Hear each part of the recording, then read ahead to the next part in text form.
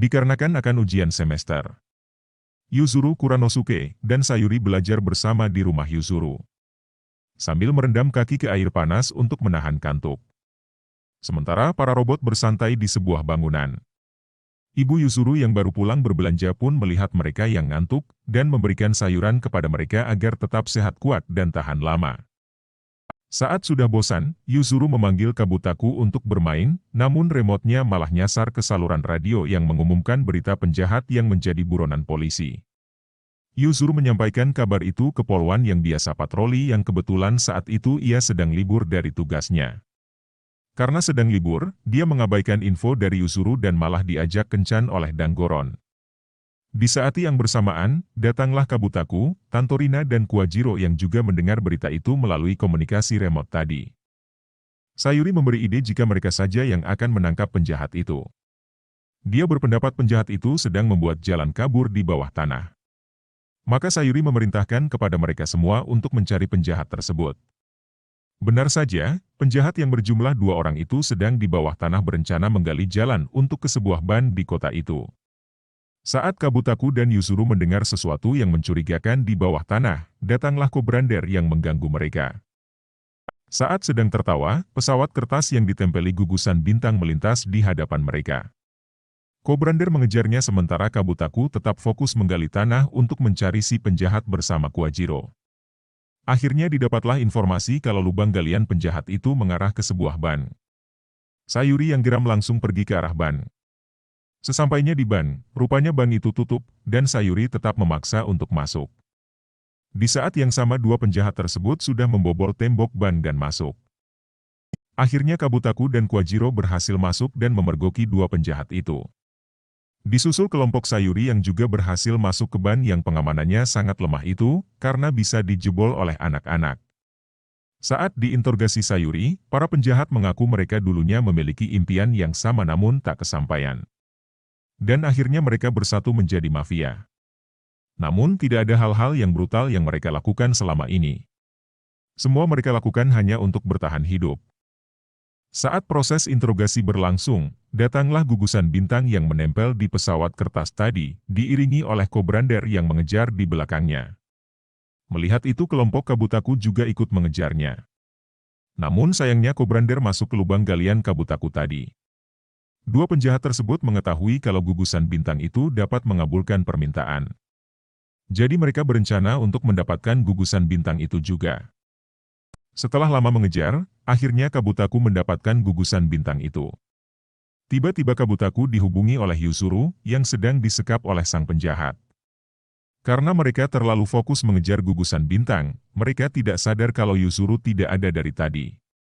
Di situ Yuzuru dipaksa untuk meminta menyerahkan gugusan bintang pada 2 penjahat tersebut. Sayuri yang tak merasa takut mengajak teman-temannya ke markas penjahat itu yang entah dari mana mereka mengetahuinya. Dengan komando dari Sayuri, mereka memasuki gudang tua tempat Yuzuru disekap.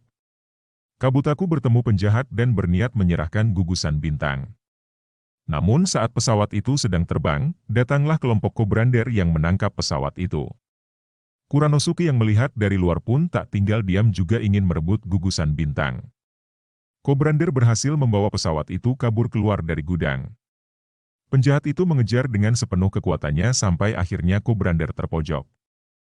Para penjahat menembakkan senjatanya ke Kobrander, dan itu hanyalah senjata yang membuat Kobrander menjadi kaku atau paralais. Sayuri yang makin geram melihat hal tersebut melempar semua benda ke arah penjahat. Kekacauan pun tak dapat dihindarkan. Seperti biasa Kapten Tombol datang dari sebuah barel. Dia memperkenalkan diri ke penjahat dan akan mengadakan perlombaan. Dengan mesin canggihnya, dia memilih perlombaan yang akan dilombakan. Perlombaannya adalah menarik batu besar yang beralaskan kayu dengan menggunakan tali tambang hingga mencapai garis finish. Peserta penarik batu hanya ada 2 orang di setiap tim. Perlombaan kali ini ada 3 tim. Yaitu sang penjahat, tim Ganiran dan Spaidon, lalu tim Kabutaku, awalnya Yuzuru yang akan ikut perlombaan bersama Kabutaku. Sayuri dengan tegas menolak dan dia yang akan ikut bersama Kabutaku demi mengalahkan si penjahat. Perlombaan pun dimulai. Awalnya mereka semua agak kesulitan untuk menarik batu besar itu. Sayuri menyuruh Yuzuru untuk mengubah Kabutaku. Setelah perubahan, Sayuri malah minta digendong oleh Kabutaku.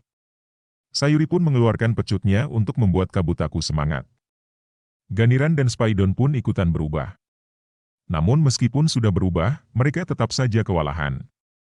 Dua penjahat yang sebetulnya kewalahan namun tidak memperlihatkannya, dengan sabar mereka terus berjalan mencapai garis finish.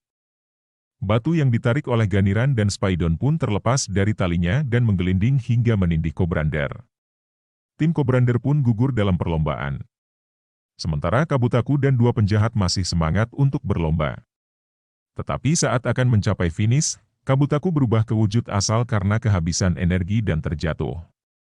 Dua penjahat itu terus menarik batu dengan sabar dan mencapai garis finish. Dua penjahat itu pun menjadi pemenang perlombaan tersebut. Saat gugusan bintang diserahkan oleh Kapten Tombol, ternyata gugusan bintang itu palsu. Namun dari perlombaan ini dua penjahat itu belajar akan satu hal. Yaitu untuk mendapatkan sesuatu tidak ada yang instan meskipun sudah berubah ke wujud terkuat. Dengan kesabaran dan konsisten, mereka fokus dan terus berkembang hingga jadi pemenang. Scene diakhiri dengan dua penjahat yang bertobat dan ingin mengubah hidupnya menjadi lebih baik. Sekian episode kali ini. Sampai jumpa di episode berikutnya.